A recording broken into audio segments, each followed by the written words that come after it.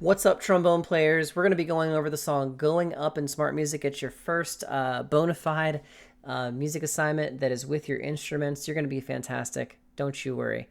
So the first thing we need to do is figure out like how smart music works. So the first thing you're going to look at is that this note, when you click on it, gives you two options.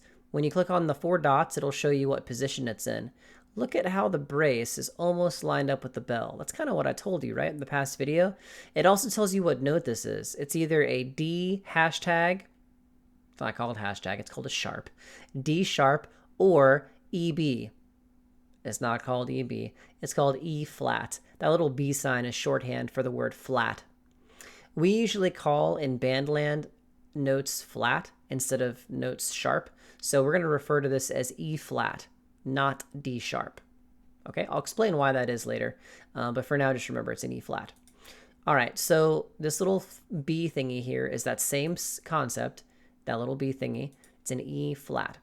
When you click on the waves button, it'll play you the note and how it sounds. And that's important because when we're brass players, we can play a lot of notes the same position. So if I put my trombone in third position,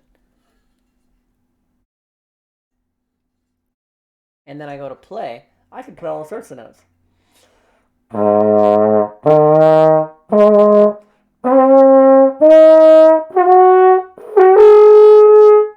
And even higher than that. So we got to know what it sounds like before we start playing. Okay, sound decent? I think so too. So try that note, make sure you can hit it. If you can't hit it after several tries, make sure you talk to me about it. Don't just sit there and cry yourself into oblivion. I don't want you being there struggling by yourself. All right, the next thing is how long do we hold these notes? These things here are called whole notes. Whole notes are 4 beats long. They're open note heads with no line on top. 4 beats, whole note. Okay, so when you're playing it, it'll sound like this. Da. This thing here is called a whole rest. It is for 4 beats long. So whole rests look like half rests. The difference is that the whole rest is underneath the line. You'll get used to how that looks in context clues for how it's not one or the other, okay? So if you were going to perform these notes, you would sound like this. From the beginning, it would go da, rest, 2, 3, 4, da, rest, 2, 3, 4, da, etc. Okay? The my part, you can practice with it on. You can also turn it off to practice with. I think you should have it on while you practice just to make sure you're on the right track. Make sure you match that pitch exactly.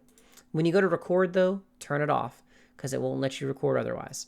For the accompaniment, turn that down some. The accompaniments with these tracks can sometimes be like very distracting. So turn yours down some so it's not in the way.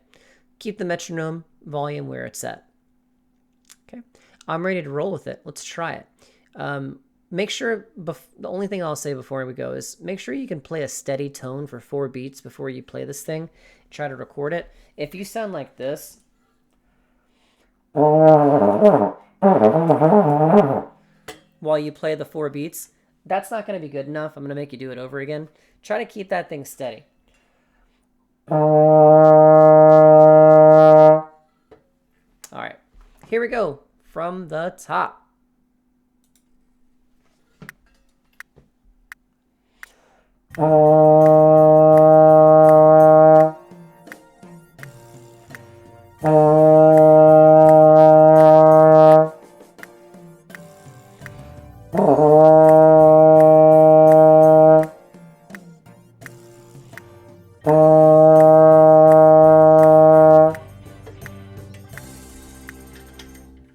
Cool.